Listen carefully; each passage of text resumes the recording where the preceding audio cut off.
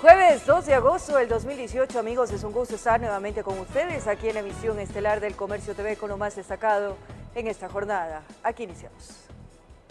Ecuador y los Estados Unidos retoman la cooperación militar tras la firma de un acuerdo entre ambas naciones que permitirá la creación de un centro de inteligencia estratégica. Con el señor ministro de Defensa.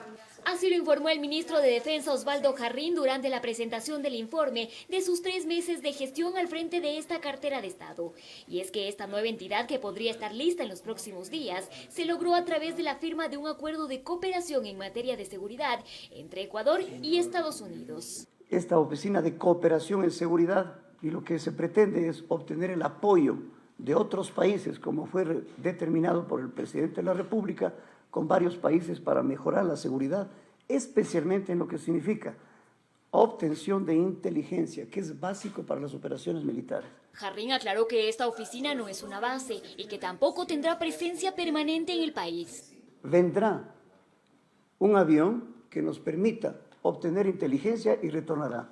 Es decir, una presencia de máximo 3-4 días y retorna el avión. De tal manera que no hay la idea en ningún concepto de que sea una base instalada.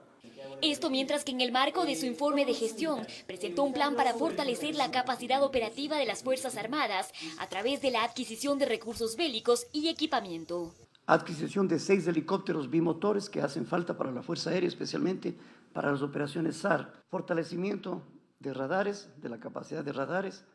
Contrarrestar la capacidad de transporte mediano, tipo caza. Mantenimiento para el fortalecimiento de aeronaves que son imprescindibles para la Fuerza Aérea. Además informó que la próxima semana desde el Ejecutivo se enviará a la Asamblea Nacional 4 proyectos de ley en materia de seguridad, entre los cuales consta el cambio de la Secretaría Nacional de Inteligencia por un centro especializado de inteligencia. Se termina el SENAI y se crea este centro o Secretaría de Inteligencia Estratégica para el país. El ministro también se refirió a su declaración hecha en días anteriores sobre el secuestro del equipo periodístico de Diario El Comercio, señalando que habría sido perpetrado en territorio colombiano. Y lo que hice es simplemente tomar una reflexión de lo que está pasando en prensa internacional y nacional sobre el caso. Lo que diga el ministro no es la resolución, de ninguna manera.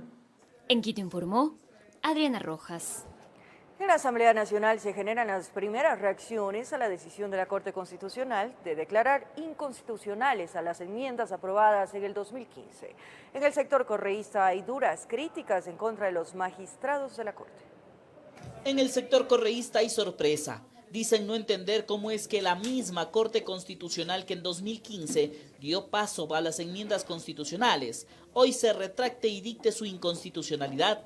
Nos ha sorprendido una decisión absolutamente contradictoria a su propio informe que emitieron en el momento correspondiente, que además de... Ellos aseguran que la única forma para entender este cambio de criterio es que en este caso habría existido presión política. Una influencia en las funciones del Estado que están llevando a que estas funciones que tienen que emitir informes absolutamente técnicos sean manipulados con criterios políticos. En la oposición tienen un criterio similar, aunque felicitan la decisión de la Corte, afirman que es una decisión tardía. Hicieron lo correcto al declarar inconstitucionales las enmiendas por la forma y por vicios de procedimiento. Lo que sí llama la atención es que sí hayan demorado tanto tiempo. Y ahora intentan lavarse la cara con una resolución que reconoce todo lo que hemos venido peleando los últimos 10 años. Desde este sector, en cambio, se afirma que los magistrados estarían presionados por la evaluación que en este momento realiza el Consejo Transitorio, que podría terminar cesándolos en sus cargos. Justo cuando están a punto de ser sometidos, toman esta resolución. Lo interpretamos como un intento de quedarse en el puesto, tratando de emitir resoluciones de última hora. Por su parte, sectores de trabajadores agrupados en varios gremios resaltan la decisión de la Corte que dejó sin piso la enmienda referente a la Ley de Servicio Público, que entre otras cosas eliminaba la contratación colectiva. Vulneraron la libertad sindical y a la contratación colectiva para los nuevos trabajadores que ingresaban al sector público. También se echa abajo la declaratoria de que la comunicación es un servicio público. La decisión de la Corte Constitucional nos llena de satisfacción a todos los ecuatorianos que estimamos que la comunicación es un derecho.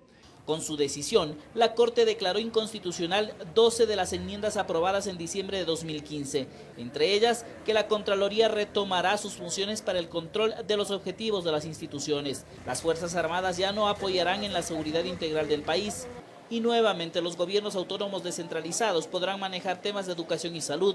Así, luego de 3 años de haber sido demandada su inconstitucionalidad, la Corte emitió un pronunciamiento que ha causado revuelo en las esferas políticas del país. Informó Javier Gallo. Tras la derogatoria del paquete de enmiendas, varios expertos constitucionalistas cuestionan una supuesta contradicción en la decisión tomada por la Corte Constitucional. Señalan que fue este mismo grupo de jueces quienes dieron el visto bueno a finales del 2015 a estas enmiendas y hoy las anulan. Como una incoherente contradicción califican varios constitucionalistas la decisión tomada por la Corte Constitucional tras derogar el paquete de enmiendas aprobadas en el 2015.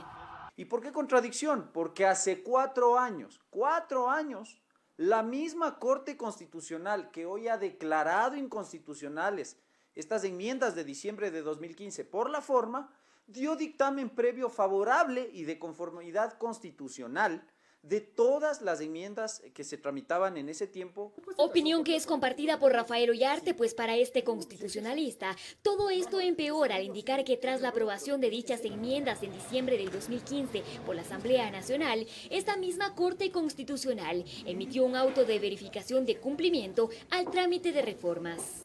Nosotros criticamos este auto de verificación porque dijimos, vea, si hay control a posteriori de la enmienda constitucional. Usted haya anticipado criterio y me ha dicho que no hay ningún vicio formal. Y hoy me viene a decir que lo que dijo a fines de 2015 no es cierto. Que si es un vicio formal, ahora sí, aprobar en bloque. Eso naturalmente ocasiona inseguridad jurídica porque las normas dicen lo contrario. Dice que la ley se puede aprobar en bloque y esto se ha aplicado para la enmienda. No es que están en desacuerdo con la derogatoria de estas enmiendas, dicen, sino que cuestionan el tiempo que tomó lograrlo, además de un trabajo acelerado que vendría realizando este organismo. Y resulta que ahora, como el poder ha cambiado y los momentos políticos son otros, en medio de una evaluación, además del Consejo de Participación Ciudadana transitorio, pues bueno, ahora pretendo acomodarme a ese momento político y empiezo a sacar una serie de decisiones de esta Corte Constitucional. Que en las épocas del correísmo nunca se hubiese atrevido a hacer esto. Cuando él era presidente de la República, agachaban nomás la cabeza y jamás hubiesen dicho esto. Y es que expresan que sería un intento fallido por enmendar sus propias decisiones. Si esto se pretende ser un mecanismo para quedarse, creo que se están equivocando, porque sus vicios son mucho más que estos. Contradicciones permanentes. No fallar en orden cronológico, es decir, a Correa y sus acólitos rápido, 2, 3 meses. Al resto, al común de los mortales, 8, 9 años, 10. En Quito informó Adriana Rojas. Por su parte, el ministro de Defensa, Osvaldo Jarrín, también se refirió a la decisión de la Corte Constitucional frente a la derogatoria del paquete de enmiendas. Jarrín aseguró que pese a que se elimine la complementariedad, esto no quiere decir que no exista una cooperación, sobre todo con la Policía Nacional. Si es que se deroga esa enmienda constitucional, quedaría sin sustento la complementariedad. Pero eso no quiere decir que las Fuerzas Armadas no tengan una cooperación interinstitucional, fundamentalmente con la policía. Pero jamás pueden las Fuerzas Armadas encontrarse al margen de la cooperación, del apoyo en determinadas circunstancias, cuando amerite el caso. Lo que sí evitamos es de que no esté fusionado. Es decir, Fuerzas Armadas no se transforman en policías. En medio de críticas y desacuerdos en el Consejo Transitorio, fueron posesionados los vocales temporales del Consejo Nacional Electoral, que estarán en funciones por 60 días. Sí, prometemos. Si lo hacen, la patria les va a aplaudir.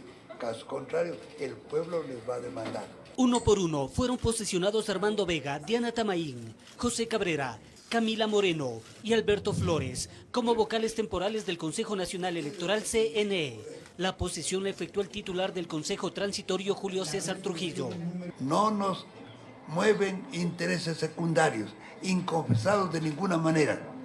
Nos mueven los intereses del Ecuador y por eso es que a los designados les invitamos con la misma integridad a cumplir las delicadas funciones que se les ha confiado. Designación de los vocales del CNE que generó división al interior del Consejo Transitorio, porque se presentó la moción de que se nombre un administrador temporal, hasta que existan los definitivos. Pero en ningún momento he dudado de la conformación ahora ya integrada de ustedes, de la probidad y la entrega que lo pondrán de manifiesto en este momento tan difícil que la patria necesita. No obstante discrepancias internas que se reflejan en la votación, sabemos mantener la armonía y el respeto recíproco. No es que estemos entre enemigos. Una vez posesionados se dirigieron al CNE para iniciar el trabajo encomendado, que no durará más de 60 días, de acuerdo al reglamento. Tiempo que para ellos, al parecer, no es problema. No, vamos a ser eficientes, vamos a tratar de cumplir con lo que hemos planificado, lo que vamos a planificar en estos 60 días.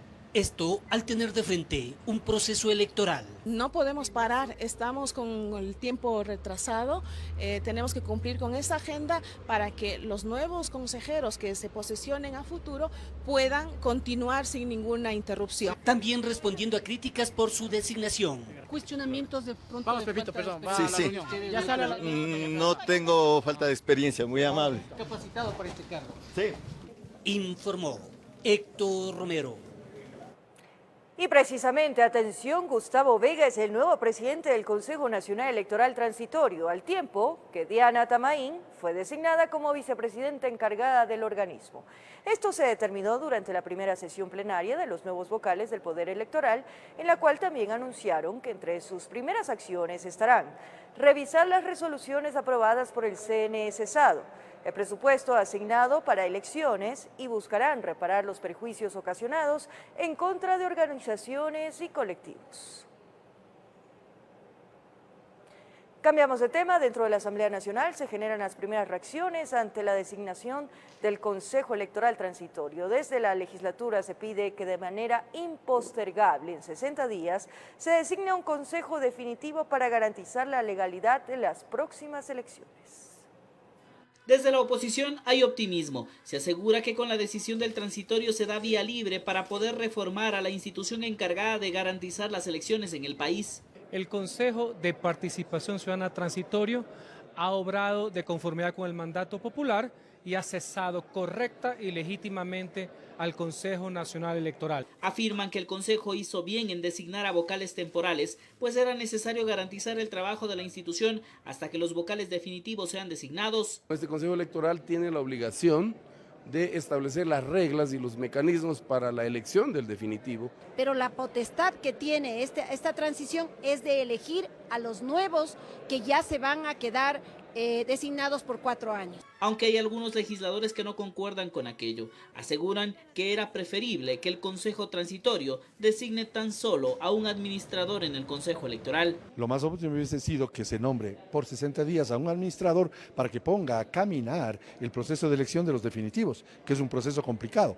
En todo caso, los legisladores concuerdan en exigir que ese encargo no dure más de 60 días, pues es necesario, aseguran, que para las elecciones seccionales que se desarrollarán el próximo año esté al frente un Consejo Nacional Electoral definitivo. Eso le dará, reitero, mayor legitimidad y transparencia al proceso. En el afán de darle a los ecuatorianos la confianza que su voto le significa en este marco de legalidad que estamos reinstitucionalizando. Informó Javier Gallo. Subsidios al gas y al diésel se mantendrán, así lo indicó el ministro de Economía, Richard Martínez. Sin embargo, a decir del ministro de Hidrocarburos, Carlos Pérez, se esperaría que en los próximos días se tomen decisiones en torno al tema. ¿Es sobre tema de subsidios tal vez? ¿Se va a tomar alguna decisión sobre los subsidios en estos días? Probablemente sí. ¿Será solo combustibles?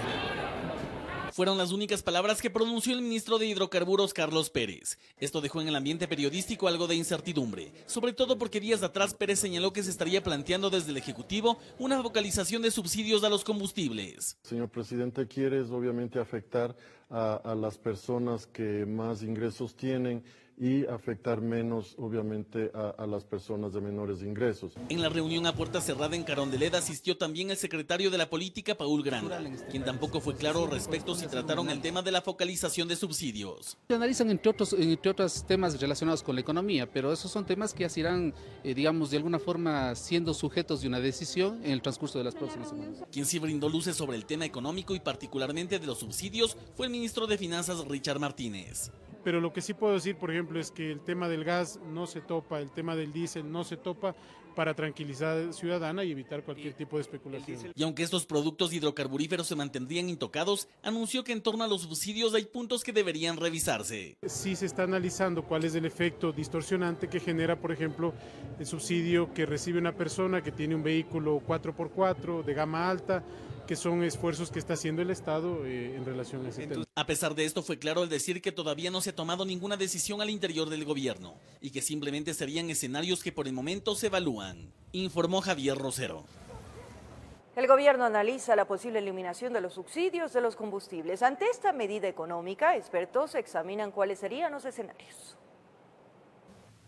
Analistas económicos debaten si es o no necesario eliminar los subsidios de gas, gasolina y diésel, temas que actualmente son estudiados por el gobierno nacional. Esos subsidios favorecen sobre todo a las personas o hogares de ingresos medios y altos y en menor proporción a los hogares de ingresos más bajos. Quite ese subsidio, las empresas pierden competitividad, los hogares pierden ingresos y se incrementa el desempleo.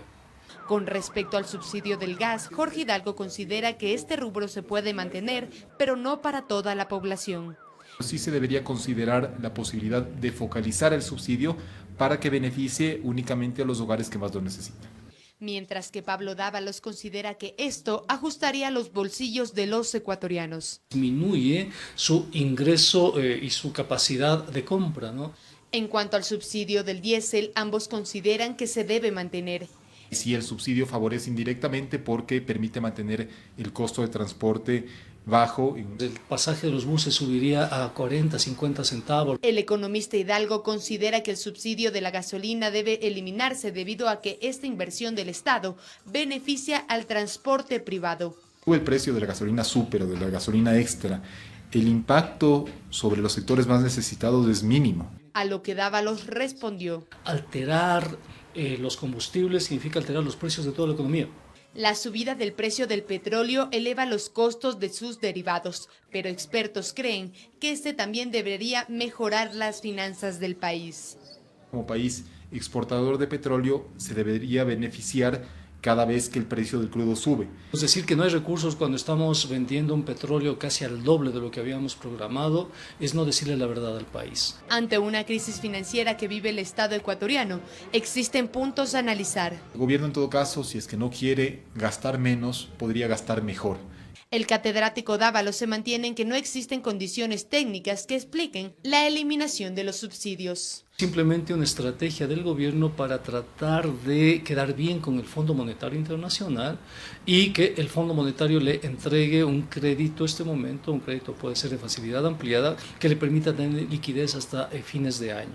Informó Valeria Navarro. El contralor Pablo Celi mencionó que se encuentra en marcha una auditoría por el uso del avión presidencial y otra por la promoción de la candidatura de la ex canciller ecuatoriana a la presidencia de la Asamblea General de las Naciones Unidas. En los dos casos, políticos nacionales han denunciado que existieron mal uso de los recursos públicos. Estas son las respuestas que busca el contralor Pablo Celi al realizar un examen especial al uso de las dos aeronaves presidenciales en el periodo del expresidente Rafael Correa. ¿Para qué se destinó el avión presidencial? ¿Bajo qué procedimientos? ¿Bajo qué normativa? ¿Bajo qué responsabilidad? ¿Con qué objetivo?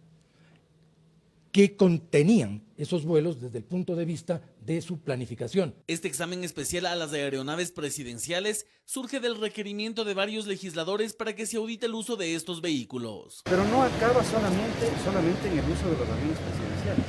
pues también se ha hecho uso de los aviones de Petroecuador y de los helicópteros de la Policía Nacional y de los aviones de TAME, como si es que fueran vehículos particulares del ministro de Cultura. Situación que la Contraloría está también investigando, en razón, según el Contralor Celi, de que habrían naves de otras instituciones que fueron utilizadas para fines del Ejecutivo. Me refiero a aviones de Petroecuador, aviones también de la Policía Nacional, la propia TAME, dentro del servicio presidencial. La promoción de la candidatura de la ex canciller María Fernanda Espinosa para presidir la Asamblea General de las Naciones Unidas también entraría a auditarse. Un poco más de 350 días que la canciller estuvo en funciones durante este gobierno.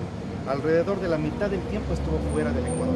Hay viajes en que en un avión de capacidad de 15 pasajeros lo hacen con 2 personas. En lo que concierne a estos exámenes especiales, el Contralor aclaró que se tratan de 2 investigaciones diferentes. Señalo y preciso, son 2 auditorías distintas, pero estamos avanzando también. Volviendo al tema del avión presidencial, se conoce que además del equipo de Contraloría, colaborarán expertos en aeronáutica, que desde su experticia técnica aportarán con dicha auditoría. Informó Javier Rosero. Avanzan las investigaciones del caso Gavela en la Comisión Ocasional Legislativa. Con la aprobación del presidente de la República, los asambleístas coordinan la comparecencia del perito Ricardo Mesa. Además, se pedirá la comparecencia del expresidente Correa en este caso. En 9 sesiones, la Comisión Multipartidista de la Asamblea Nacional ha recabado las versiones de varios altos funcionarios que son pieza clave para las indagaciones del asesinato del general Jorge Gavela. El presidente de la República, Lenín Moreno, dio el visto bueno para que el Ministerio de Justicia coordine acciones para traer al país al perito Roberto Mesa y que éste pueda también contribuir a las investigaciones. Esta actividad la estamos ya programando para una reunión el día lunes y poder ya en esa reunión definir toda la logística y todas las posibilidades para que el perito Mesa pueda estar acá en aproximadamente 10 días. Mesa fue el encargado de la realización de las investigaciones de este crimen en 2013. Según manifestó en junio pasado, él entregó 3 productos en los que se evidencia que la muerte del general estuvo vinculada a la delincuencia organizada. Justamente el paradero del tercer producto es desconocido, por lo que no se descarta que este pueda ser reconstruido. Además, se anunció que se hará la solicitud formal para que también asista a esta comisión el expresidente Rafael Correa. En vista de que algunos comparecientes, exministros, han manifestado que él tuvo conocimiento de informes referentes a este caso. Durante la sesión novena se recabó el testimonio de Wilson Mayorga, quien fue delegado del exministro de Justicia, Lenín Lara. Informó Carolina Basante. El exministro de Educación, Augusto Espinosa, y el actual Fander Falconi no asistieron a rendir su versión en la Fiscalía General del Estado, como parte de la investigación que se efectúa por el abuso sexual a menores de edad en los establecimientos fiscales de todo el país. La Unión Nacional de Educadores UNE cree tener suficientes razones para que el exministro de Educación, Augusto Espinosa, sea procesado penalmente por los casos de abuso sexual a menores de edad registrados en establecimientos educativos de todo el país. Termina siendo cómplice y encubridor y bajo la figura de un presunto delito de fraude procesal y tortura. Es decir, que su omisión en los actos administrativos, su negligencia e incapacidad queda demostrado en la afectación y el dolor que le provocó a miles de niños y jóvenes por no haber actuado de manera oportuna, de manera eficaz frente a los abusadores sexuales en los planteles educativos. Espinosa, actual asambleísta de la Revolución Ciudadana, tenía que rendir su versión en la Fiscalía General del Estado este jueves, pero no asistió. Ciro Guzmán, abogado de la UNE, explicó los argumentos que se habrían presentado. Únicamente ha acreditado sus abogados en el proceso, ha solicitado que le permita ingresar el día de hoy por la parte posterior de la Fiscalía, porque según él, pues evidentemente la presencia de la prensa siempre era molestosa, hay un acoso hacia los exfuncionarios públicos del correísmo y que por eso él solicitaba un ingreso por atrás. Sin embargo, ni por atrás ni por adelante, como ustedes ven, ha concurrido a la Fiscalía. La Fiscalía deberá fijar nuevo día y hora para Espinosa, indagación previa que podría durar 2 años. Está claro que en los cientos de denuncias que se produjeron en las instituciones educativas, Augusto Espinosa y las instancias que estaban bajo su mando en la mayoría de casos no instrumentaron los procedimientos administrativos para llegar eventualmente a una cuestión sancionatoria y tampoco presentaron, como era su obligación, la denuncia a la Fiscalía. El actual ministro de Educación, Fander Falconi, justificó su inasistencia. Informó Héctor Romero. Tras varias horas de gestiones en la penitenciaría del Litoral, finalmente Lorena Astudillo recuperó su libertad, luego de que la Sala de lo Penal de la Corte de Justicia del Guayas revocara una sentencia de 17 años por presunto lavado de activos. Según su esposo, lo primero que realizarán será un chequeo médico por su enfermedad catastrófica. Fue durante un día de visitas que Lorena Astudillo abandonaba la cárcel de mujeres a la luz del mediodía y aún incrédula. Quiero estar con mis hijos y espero que comprendan, demasiado conmocionada, a su vez contenta, pero todavía no lo dijeron del todo. Y les agradezco por su presencia aquí y a cada una de las personas que me apoyaron. 1 año y 8 meses después de permanecer detenida y a pesar de que padece una enfermedad catastrófica, la Sala de lo Penal de la Corte del Guayas confirmó su inocencia y dejó insubsistente una sentencia de 17 años la tarde del miércoles.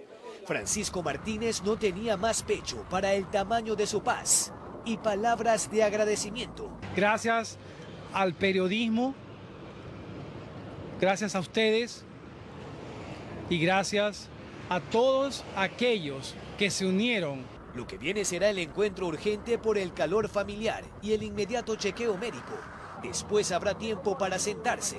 Una larga exhalación. Se va a restablecer y luego de eso tomará ella una decisión que sabremos comunicárselas a ustedes en su momento sobre las acciones que puedan o no tomarse. Termina así lo que ha sido una pesadilla, en palabras tanto de su esposo como de su abogado.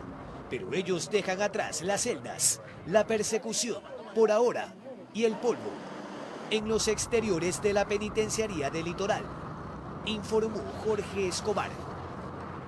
A través de una carta abierta, el presidente subrogante del Consejo de la Judicatura, Aquiles Rigail, rechazó las declaraciones de Paola Dávila, jueza suspendida, que concedió la libertad al exministro Iván Espinel, quien señaló que era una decisión persecutoria. Rigail señala que la medida no constituye una destitución y que esta fue dictada para darle la oportunidad de que ejerza su defensa dentro de los 90 días que dura la suspensión. Además señala que sustentó esto en una denuncia suscrita por la doctora Diana Salazar, directora de la Unidad de Análisis Financiero y Económico, por lo que su aplicación era de carácter urgente. Decenas de jubilados se tomaron los exteriores de la Corte Constitucional del Ecuador en protesta por una presunta inconstitucionalidad en la baja de las pensiones jubilares. La demanda presentada a este organismo fue hecha en noviembre del 2016 sin que hasta ahora tenga una respuesta. Con carteles y gritos de indignación, decenas de jubilados solicitaban fuera de la Corte Constitucional el despacho de una demanda de inconstitucionalidad en contra de la resolución 476 del Consejo Directivo del IES, publicada en enero de 2015. Esta resolución a la que hago referencia ordenó y dictó que se bajaba las pensiones jubilares de los jubilados del IES. La demanda presentada el pasado mes de noviembre de 2016 hasta el día de hoy, según el abogado defensor de los jubilados del IES, no ha tenido respuesta, por lo que exigen se les dé día y hora para la audiencia de sustentación. Yo pienso que ningún sueldo compensa que hayamos salido con enfermedades de columna, con enfermedades de hepatitis C. Entonces creo que sí tenemos derecho a que se nos atienda ya. La baja en sus pensiones, dicen los voceros de los más de 750 jubilados afectados, los dejó casi en la bancarrota. Razón por la cual los compañeros, como les habían dicho, están endeudados no solo en las casas del IES, sino en los chulqueros, en el Monte de Piedad, en las cooperativas. Los pobres han fallecido y tienen que estar mendigando y pidiendo que a los familiares les ayuden. En razón de lo que afirma esta afectada, más de 15 jubilados habrían fallecido esperando solución de esta causa. Muchos de ellos han perdido ya bienes, están acabando su vida y lamentablemente hasta ahora la Corte no nos atiende, pese a que ya ha pasado casi como 19 meses meses. La representación jurídica de los jubilados señaló que lo que solicitan a la Corte Constitucional no es una sentencia favorable, sino audiencia para exponer los derechos que han sido vulnerados a este grupo prioritario, informó Javier Rosero. Mediante decreto ejecutivo 463, el presidente Moreno designó a Francisco Rendón Pantaleón como el nuevo presidente del directorio de la empresa coordinadora de empresas públicas, en reemplazo de Carlos Pérez García, quien ejercía este cargo desde julio del presente año. Rendón se desempeña como secretario de hidrocarburos desde junio del 2017 hasta la fecha. Gracias por seguir en nuestra sintonía. Un asalto a mano armada ocurrió en el norte de Quito. La víctima perdió $8.000 a plena luz del día. En plena luz del día y dentro de un restaurante, a la hora en que más comensales hay, llegaron dos sujetos armados y en menos de 10 segundos desvalijaron a un ciudadano quiteño. Entonces, lo primero que me llama la atención es que no hablaron. Uno de ellos rastrilla el arma y ve que yo le estoy viendo, me apunta directamente al pecho.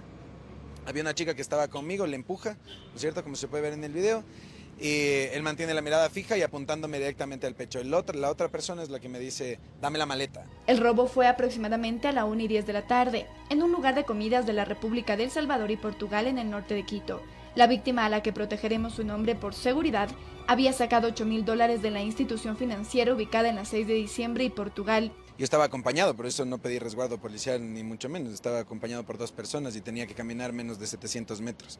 Entro al restaurante, que es en una plaza, ¿no es cierto?, que tiene varios restaurantes. Hay 4 guardias, los guardias suelen estar armados. Entonces dije, bueno, me siento seguro, hay 9 personas, más de 100 personas, 100 comensales con los 4 o 5 restaurantes que hay. Cuando ingreso al restaurante, pago mi almuerzo, saludo con la gente y me doy la vuelta y ya me encuentro con los delincuentes. En este video se ve cómo ingresan campantes los delincuentes al lugar. Esperan por unos segundos. En lo que entramos al lugar a comer ya nos habían estado siguiendo aparentemente 4 personas que estaban organizadas para esperar el momento adecuado. Minutos después, desde la misma cámara se puede ver cómo los antisociales corren hacia 2 motocicletas que los esperaban. Y ese momento veo gente tirada en el piso con las manos en la cabeza. Los guardias estaban asustados también porque les habían apuntado y se dieron a la fuga los ladrones. Eran 2 motos, habían 4 personas. Fueron por todo el tráfico de la República del Salvador. Se subían a las veredas, no les importaba nada. Aunque trataron de todas las maneras posibles de detener a los sacapintas, estos lograron huir. A vista de los policías, porque había justo una manifestación y habían 2 patrulleros, 2 motos persiguiendo, siguiendo, acompañando la manifestación. Ahora quienes sufrieron esta terrible situación esperan que la justicia haga lo suyo y que se pueda dar con los responsables del hecho. Comentarios de la gente es, pero ¿por qué no pediste resguardo policial? ¿Pero por qué no estabas acompañado de más personas, de un policía? ¿Por qué saliste del banco? La reflexión debería ser, el país debe ser seguro, tú puedes moverte con lo que quieras tener sobre ti. Eso es lo que debería garantizar el Estado, el alcalde, la policía. En Quito informó Andrea Urbe. 171 kilos de droga en Buena Fe, en la provincia de Los Ríos, fueron decomisados. La marihuana era transportada en un vehículo cuyos ocupantes lograron huir. Se cree que la sustancia tenía como destino el puerto principal. Eran 112 paquetes que, según el análisis de campo, contenía marihuana. La policía realizaba un control de rutina en el cantón Buena Fe cuando la actitud sospechosa de 2 ocupantes delató que algo ilícito llevaban. Opta por salir en precipitada carrera, o sea, huye del sector. Inmediatamente de eso, la Policía Nacional procede a perseguir el automotor y varios kilómetros más allá, en una guardarraya, es ubicado este vehículo, pero ya sin los ocupantes. El peso neto de la ilegal sustancia es de 171.366 gramos. Según las primeras investigaciones, la droga venía de la zona norte del país y tenía como destino el microtráfico en la ciudad de Guayaquil. Estos datos se mantienen en reserva porque tanto el lugar de origen y el lugar donde llega la droga, este momento viene siendo investigada por las unidades antinarcóticos en cada una de estas ciudades. En lo que va del año en la provincia de Los Ríos, se han decomisado sustancias estupefacientes en 4 casos similares, con el alcaloide embalado en forma de ladrillo. De ahí que la policía analiza si esta vía E25 serviría como tránsito para sustancias ilegales. Más iría por el lado de la utilización de vías que siempre han sido tranquilas. Desde Los Ríos informó Odette Camacho. En lo que va del 2018, trabajos de inteligencia antinarcóticos han logrado el decomiso de más de 14 toneladas de droga en la zona 8, correspondiente a Guayaquil, Durán y San Borondón. En diversos operativos se han detenido a más de 2.000 personas.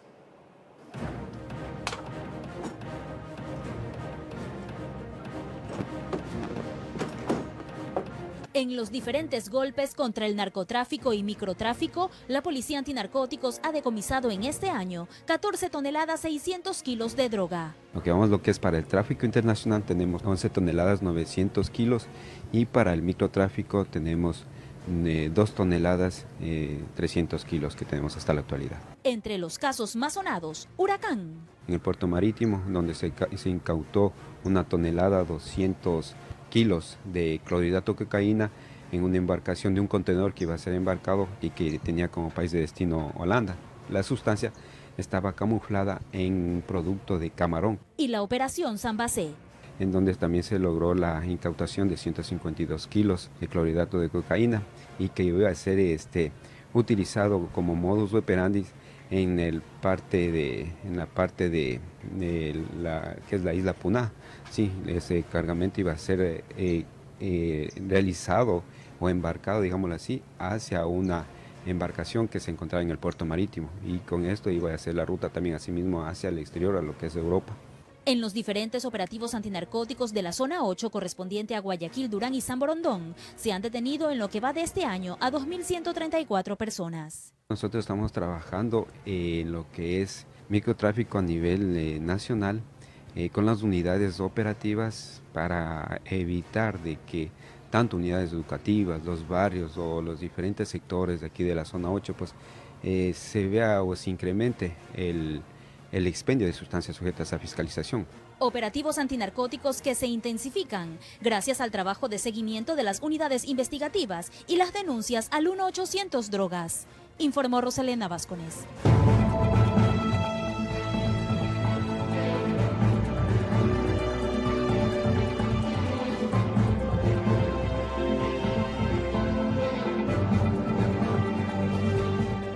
Así es, las travesías que tienen que pasar muchos venezolanos son difíciles, pues tienen que llegar a territorio ecuatoriano y avanzar hasta el Perú.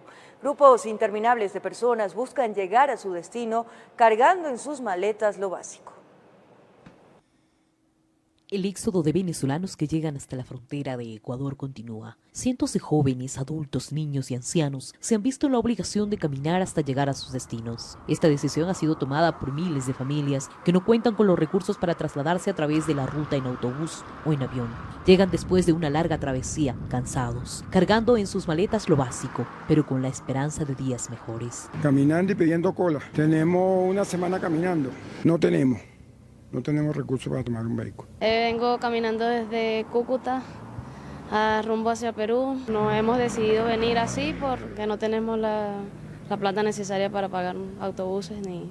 En las largas caminatas para llegar a países como Perú y Ecuador, se han encontrado con cuadros preocupantes, personas que mueren enfermas, con hambre, incluso de frío, testigos de asaltos, robos, poniendo en riesgo su integridad física ante estos constantes peligros que los acechan en los largos tramos en donde no hay una mano amiga que los embarque. A muchos compañeros lo han atracado, le han quitado los bolsos, le han quitado todo. En Colombia más que todo, allá unos compañeros le quitaron los bolsos y a otros los iban a violar y así muchas cosas. Sí, hay bastante riesgo, bueno, a muchas personas los han robado, le han quitado sus pasaportes y no han podido seguir su destino hacia Perú o hacia Ecuador porque no tienen documentos, ni cédulas, ni pasaportes. Pues. Viajan en grupos, se sienten vulnerables, el camino es largo aún, están apenas iniciando el trayecto en Ecuador, el destino es Perú, es poco lo que cargan en sus bolsillos, casi nada, al paso es la solidaridad de las personas lo que les mantiene en pie, el inclemente solo los fríos extremos, en tramos, los debilita, sin embargo se levantan y continúan tras su objetivo. Un pantalón, una cobija,